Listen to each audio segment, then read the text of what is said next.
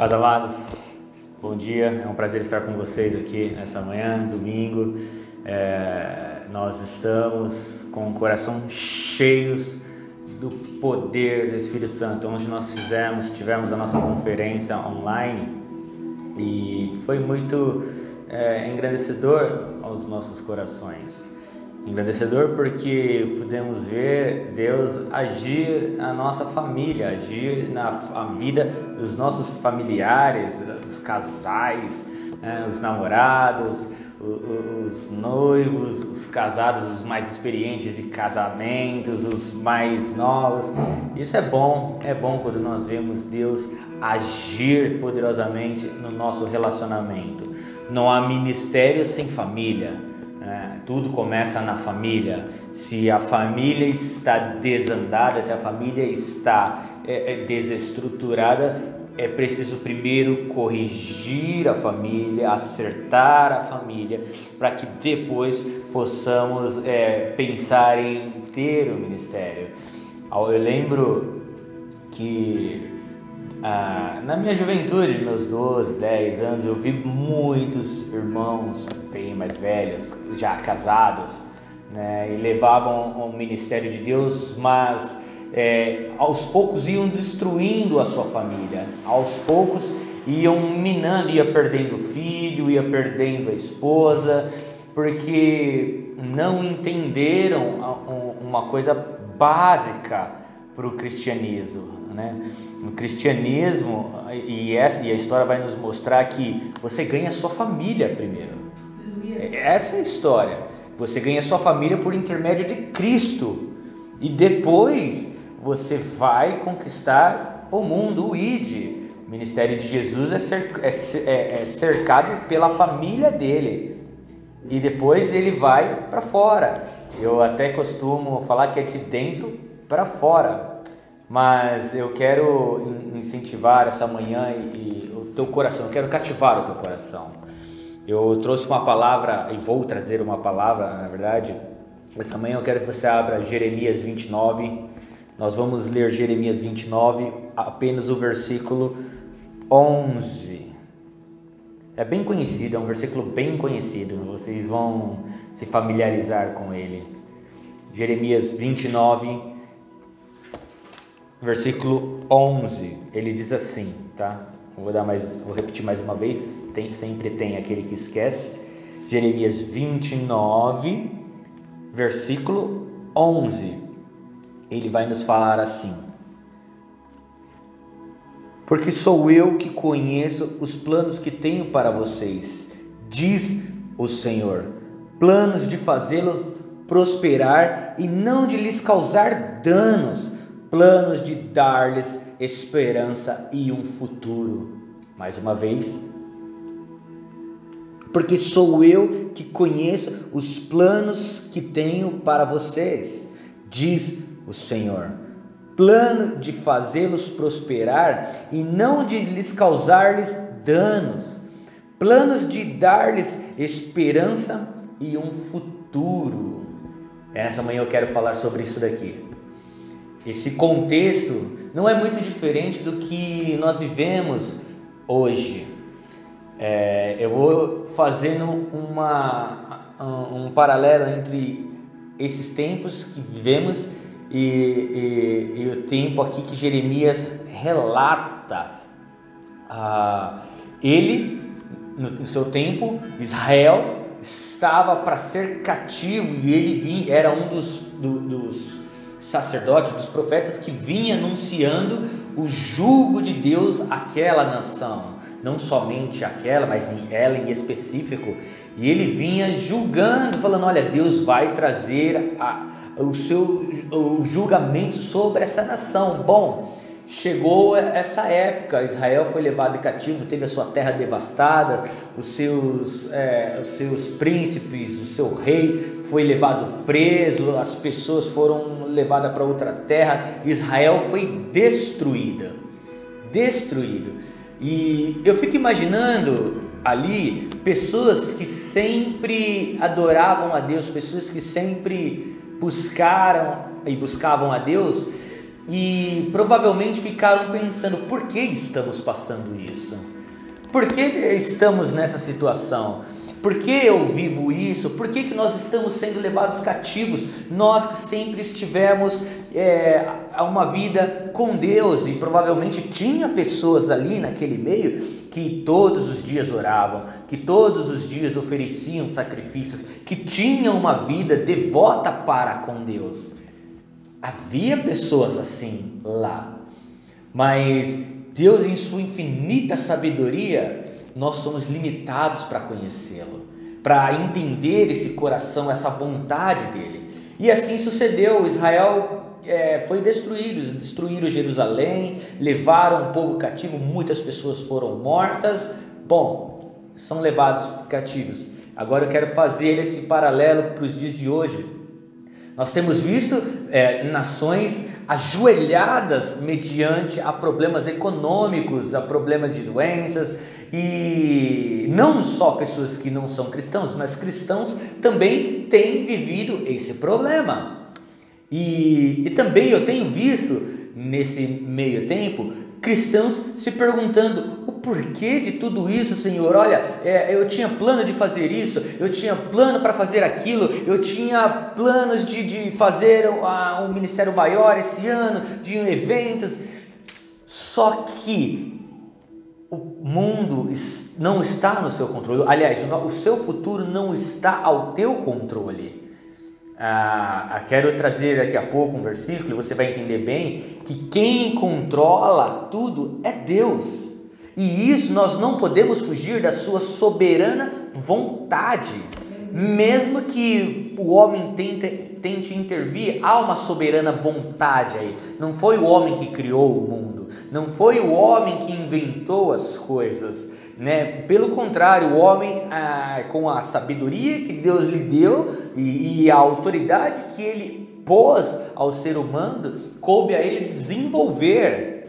Bom, Jeremias vê a sua cidade destruída, vê aquele povo ser levado cativo, dali vão sair muita coisa boa desse problema aí, vamos chegar já nisso daí. Jeremias, no meio do caos, no meio de pessoas que já tinham sido levadas para o cativeiro e tinham sido presas, Deus traz uma palavra poderosa no coração dele, e aí que está a soberania de Deus sobre os nossos corações, a soberania de Deus sobre a nação brasileira, sobre as nações. Deus, com o seu poder, ele vira e fala assim, versículo 11, nós lemos: porque sou eu que conheço os planos que tenho para você. Ontem eu falava um pouquinho sobre isso, sobre os casais planejarem, sobre os casais planejar, fazer junto isso, mas é interessante que em tudo isso que nós fazemos, ainda há o plano de Deus para nós. Esse nós desconhecemos. Enquanto Ele não nos mostra, é um plano em oculto. Há os nossos planos, nós mostramos para Ele, mas há o plano dele para conosco, e isso daí cabe a Ele nos revelar. E quando Ele nos revela, cai as escamas dos nossos olhos até para os planos que nós fazíamos antes. Bom, Deus vira para Jeremias e fala: olha, eu que tenho planos para vocês, não vocês têm planos para comigo. Isso é uma verdade. Muitos de nós estamos entristecidos, muitos de nós estamos aborrecidos, chateados, porque nós tínhamos planos para com Deus. E Deus, ele inverte e fala: não, mas espera aí, ao contrário, é eu que tenho plano para você, não é você que faz plano comigo. Eu quero te mostrar os meus planos, a minha vontade para você. E aí Deus falou: olha, eu tenho planos para você, planos de fazê-los prosperar, de ter saúde, de ser bem sucedido, mas é o meu plano, não o seu plano. Você tem planos, você faz planos de ser bem sucedido, de ter uma família bem estruturada, de ser bem sucedido economicamente, financeiramente, no âmbito profissional, de relacionamento com o familiar, com os familiares, com os vizinhos. Esses são planos que você tem. E de ser um bom líder no seu ministério, de ser um bom pregador, de ser um bom avivalista, de ser um bom cristão, isso é um plano que você faz. Só que aí Deus, ele olha e fala, olha, esses são os seus planos, agora vai entrar o meu plano na sua vida. É como se ele viesse com uma vassoura no meio dos seus planos e fosse varrendo e falar, agora eu vou limpar porque vai entrar o meu plano. E aí nós não conseguimos entender, nós ficamos em dúvidas, colocamos em xeque, porque nós falamos, mas Senhor, eu tinha planos com o Senhor. Preste atenção na palavra, eu tinha planos contigo. E acho que aí vem a correção de Deus. Deus vira e fala, pois é, só que eu tenho um plano com você. Os meus planos primeiro, depois os seus planos. Quando entrar os meus planos, eu abençoarei os seus planos. Olha como inverte a situação. Isso é importante, porque nessa caminhada cristã nós precisamos entender quais são os planos de Deus para a nossa vida. Eu costumo pensar aqui, eu tinha planos de abrir o ministério em janeiro, tinha planos de em março, abril aproximadamente, já estar com o ministério estruturado e já planejando em alugar algo maior. Esses eram os meus planos. Só que assim como Israel tinha os seus planos, Deus virou e falou, agora é o meu plano na sua vida. E o plano de Deus veio como um furacão na minha vida, eu acredito na vida de muitos. E quando Deus insere o plano dele nas nossas vidas, é como se fosse um furacão. Ele sai jogando tudo que está próximo, que nós achamos que é bom, que está confortável, ele vai arrancando tudo que está confortável, tudo que está ao nosso controle, ele sai jogando longe, você fica nesse redemoinho ali, e ele fala, olha, você perdeu o controle dos seus planos. E ele fala, porque eu vou colocar os meus planos agora. E nós ficamos no meio daquele furacão sem entender, sem falar, mas como assim? E isso é importante porque nos mostra o quanto nós somos fracos sem a graça de Deus. O quanto nós somos limitados sem o poder de Deus. O quanto nós somos carne, apenas carne. A Bíblia fala, né, que do pó nós viemos, do pó nós voltaremos, e é forte isso, porque sim, se não for Deus, nós não somos nada. O homem ele se presta a se tornar sua insignificância total, se não for a mão de Deus. Nós não somos capazes de curar uma pessoa. Nós não somos capazes de chegar para o morto e falar, levante e anda, se não for a graça de Deus, se não for o poder dele, se não for o plano dele na vida daquela pessoa. E nós queremos costumamente colocar os nossos planos, porque achamos que são os planos de Deus na nossa vida.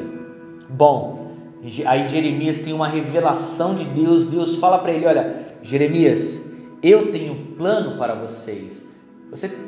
Eu convido você a ler o livro de Jeremias, você vai ver o que Deus fez com aquele povo de Israel. Você sabe que é morar numa cidade, está tudo tranquilinho, tudo bonitinho, olha, sua vida perfeita, de repente vem alguém, devasta, sai matando todo mundo na cidade, sai matando seus vizinhos, pega os seus filhos, leva preso, pega os seus familiares, mata, você é levado para um lugar distante para ficar servindo como escravo, e ainda chega alguém e fala, olha, tudo isso é um plano de Deus para a sua vida. Eu acredito que aí sim, muitos cristãos desistiriam, porque não, eu não aceito esse plano de Deus na minha vida. Não, eu não quero esse plano, porque nós estamos acostumados a apresentar os nossos planos para Ele e achar que é do nosso jeito. Eu também tenho às vezes os meus momentos de crise, falar, Senhor, eu tinha os meus planos para contigo, eu perdi controle. Senhor, eu tinha desejo e sonho de fazer isso daqui, eu perdi o controle disso. E Deus, na sua infinita sabedoria e misericórdia, sabe o que Ele nos responde? É porque eram os seus planos. Agora é hora de entrar os meus planos, de entrar com o meu plano sobre a sua vida. E aí é como se nós entrássemos num furacão, saísse jogando tudo aquilo que não prestasse dos nossos planos. Eu quero dizer que Deus, Ele colocou você no meio de uma tempestade para tirar tudo aquilo que não é bom para a sua vida. E muitos vão falar: não, Fernando, mas eu perdi o emprego. Não, Fernando, mas eu perdi isso, aquilo. Mas, Fernando, eu estou perdendo aquilo ali. Porque Deus tem planos para a sua vida. Talvez esses fossem os seus planos, mas agora vai entrar os planos de Deus. Eu quero, Jeremias ainda, além de falar isso, lá em Lamentações 3:21, ele fala: olha, eu quero trazer à memória aquilo que me dá esperança. O contexto de Jeremias era estar numa terra devastada, sem condições nenhuma de fazer agricultura, sem condições nenhuma de ter plantação, porque a cidade foi devastada, a mão de obra especializada foi tirada daquele lugar, ou seja, não tinha mais como reerguer aquela cidade. Jeremias ainda vira e fala: eu quero trazer à memória aquilo que me traz esperança. O que te traz a esperança? São os seus planos. Planos às vezes frustram. Os nossos planos às vezes nos trazem frustrações, porque nós confiamos na nossa mão e falamos: Senhor, eu tenho esse plano aqui, e no meio do caminhar da coisa nós vamos tentando, vamos fazendo, vamos tentando, e de repente nós não conseguimos, e ainda indagamos: Senhor, Pai, por que o Senhor não me abençoou nisso? Eu acho que às vezes é preciso entender que o plano de Deus vai além do nosso plano.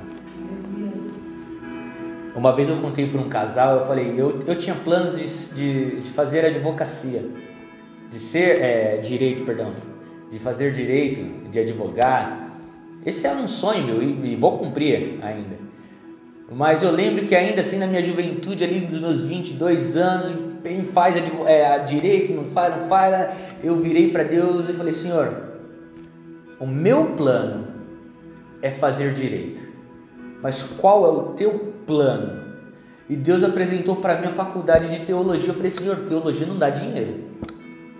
Teologia eu não consigo trabalhar na área, eu não consigo ter um salário melhor, eu não vou conseguir alcançar as coisas que eu planejo.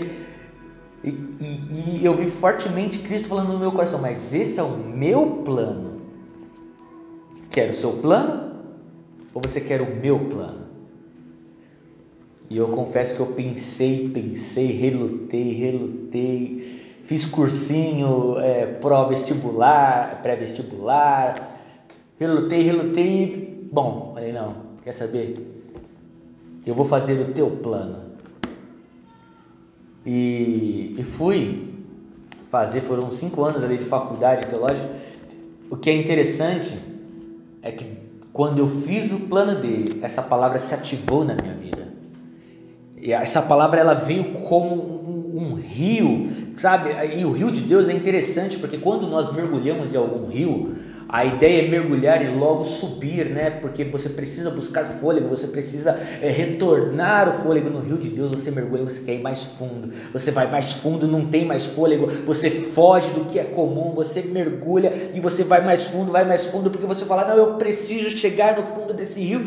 E quanto mais fundo você vai, mais você vai sendo preenchido pela graça dele. E essa palavra se tornou um rio na minha vida, e foi ali bem nítido para mim, porque a palavra dele foi: eu tenho planos para você, se você cumprir os meus planos. Nunca me faltou nada, muito pelo contrário, Deus me deu muito mais do que merecia.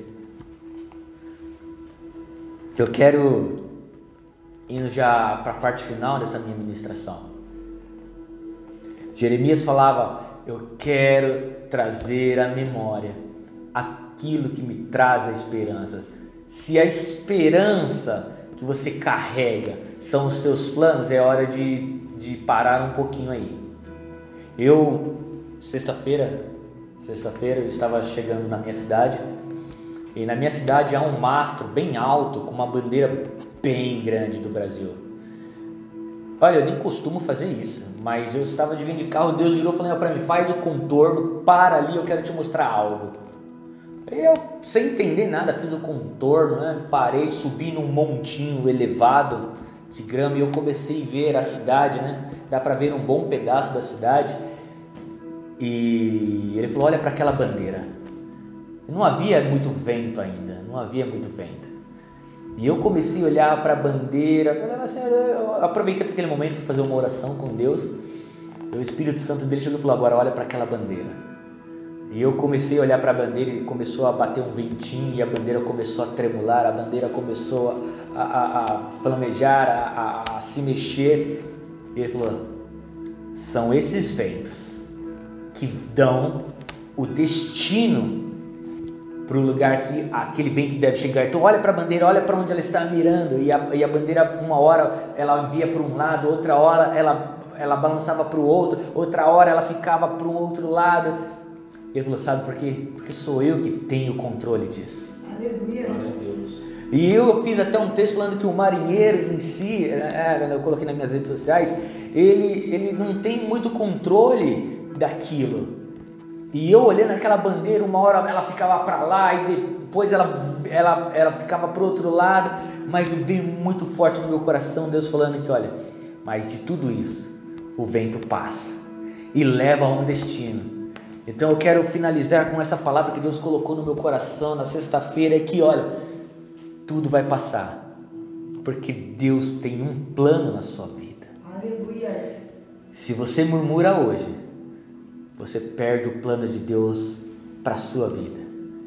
Mas se você fizer que nem Jeremias, que ele tinha fixo na mente dele ali, olha, eu trago na memória aquilo que Cristo colocou no meu coração. Eu quero convidá-lo nessa manhã a trazer no teu coração o que Cristo colocou ali, ó, no teu coração, que estava escondido, que estava entulhado embaixo de tudo aquilo que você colocou em cima dele.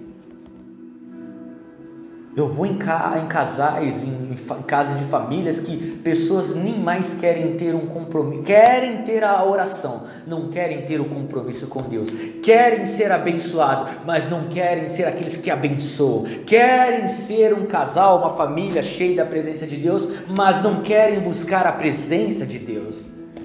Quantos não jejuam? Quantos não oram? Quantos não adoram? Quantos não fazem mais nada para Deus, apenas esperam os planos de Deus? Sabe o que Deus faz? Ele faz como aquela visão que eu fiquei olhando ali na cidade de Barulho. Ele pega aquela bandeira e começa a chacoalhar para qualquer lado. Ele fala, olha, não, vai para aquele lado. Não, quer dizer, vai para aquele outro lado. Não, agora você vai para aquele lado, porque é o meu plano sobre a sua vida.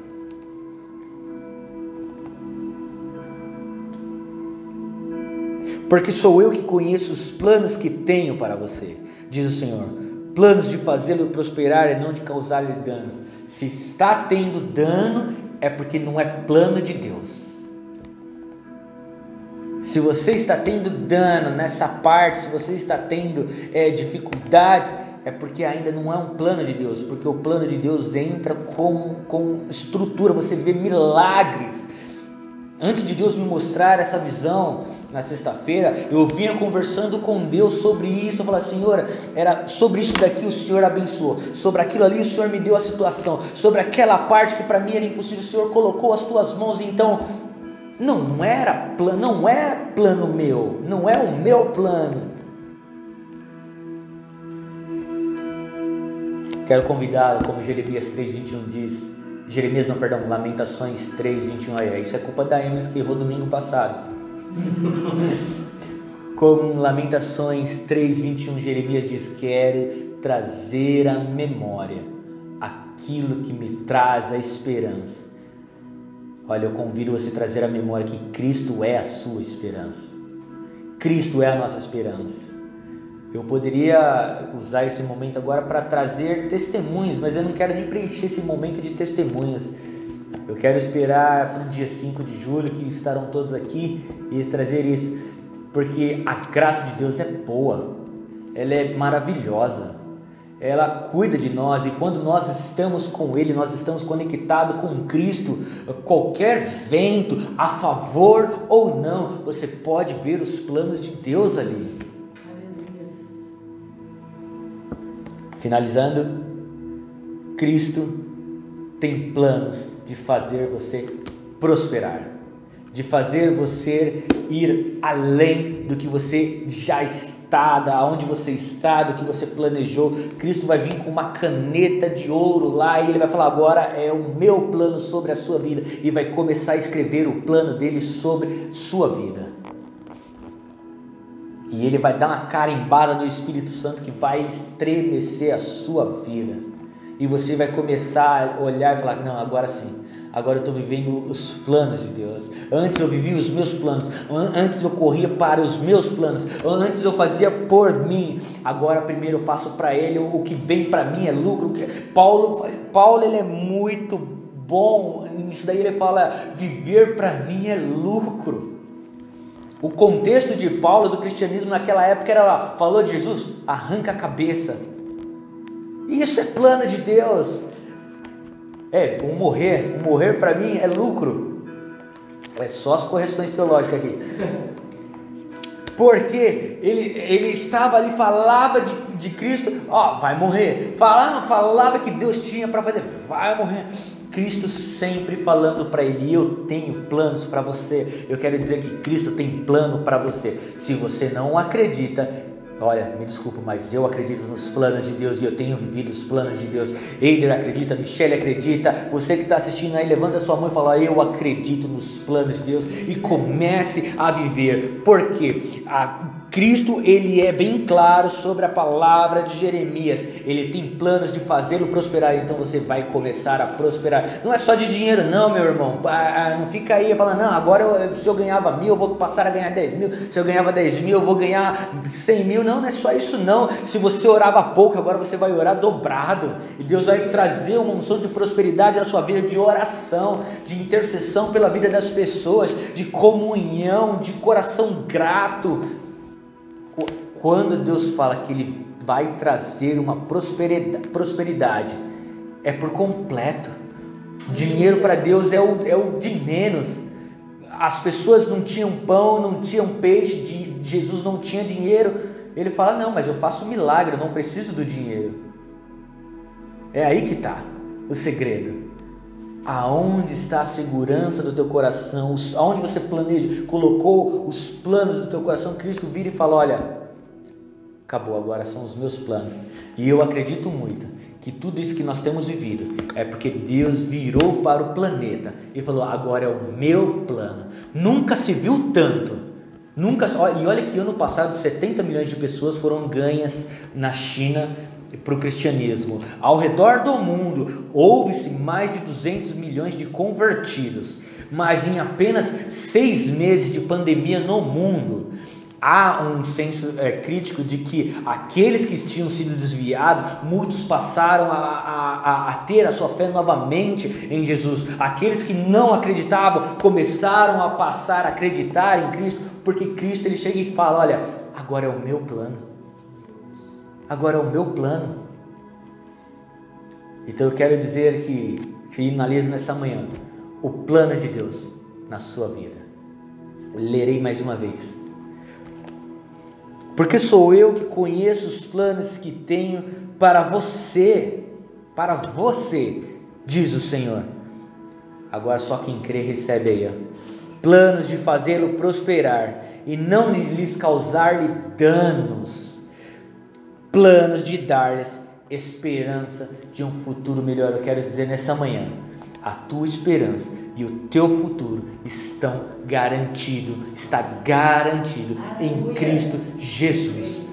Quem crê diz um amém bem forte aí, sacode a sua esposa do lado e fala: crê aí, mulher, crê aí, homem.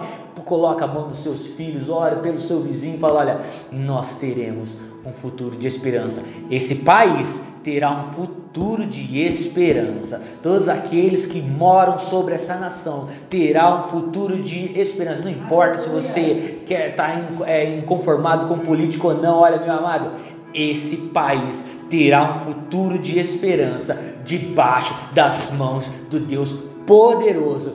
O planeta, o mundo terá um futuro de esperança em Cristo Jesus. E finalizo, você viverá um futuro próspero na mão de Deus.